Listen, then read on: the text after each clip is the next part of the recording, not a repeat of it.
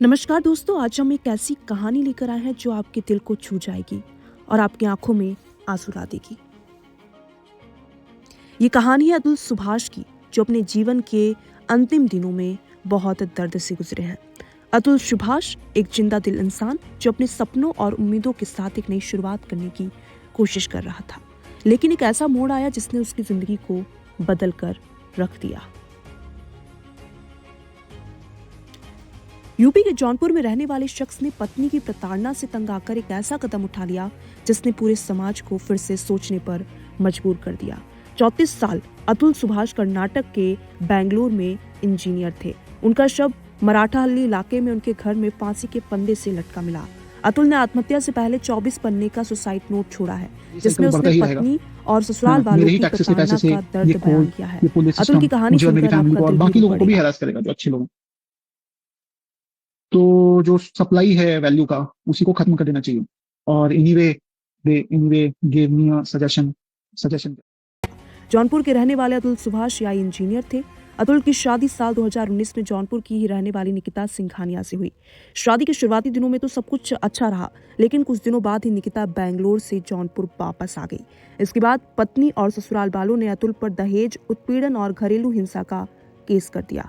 शादी के 5 साल में ही पत्नी और उसके परिवार वालों ने अतुल को जान देने के लिए मजबूर कर दिया।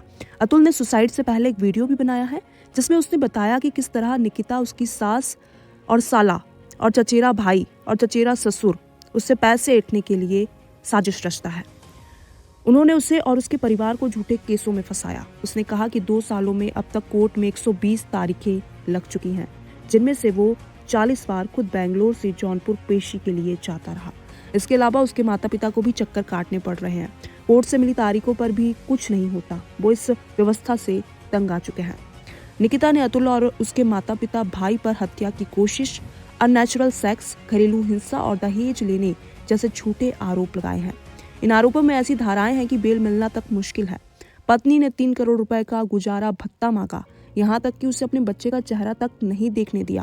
अतुल ने बच्चे को उसके माता-पिता और भाई को सौंपने की मांग की है, ताकि वो उससे अच्छी परवरिश दे सके। ये ऐसी बात है जो हमें सोचने पर मजबूर कर देती है कि क्या समाज में मानसिक स्वास्थ्य और घरेलू हिंसा के मुद्दों को लेकर पर्याप्त जागरूकता है। इस कहानी से हमें ये समझने की आवश्यकता है कि हर व्यक्ति की आवाज को सुना जाना चाहिए और किसी भी प्रकार की प्रताड़ना का विरोध करना चाहिए। तो दोस्तों, ये कहानी थी अतुल सुभाष की। अतुल सुभाष की कहानी को लेकर आपकी क्या राय है, कमेंट बॉक्स पर जरूर बताइए। चैनल पर नए हैं तो चैनल को सब्सक्राइब करें, वीडियो लाइक करें, शेयर करें। होना चाहिए तभी मिले। दूसरा कि मेरे मरे हुए शरीर के आसपास मेरी पत्नी और उसका परिवार की तरफ से कोई नहीं आना चाहिए। तीसरा, मेरा अस्थि विसर्जन तब तक नहीं होना चाहिए जब तक मेरे हरासर्स को पनिशमेंट नहीं मिलता, तो मेरा अस्थि विसर्जन ना हो।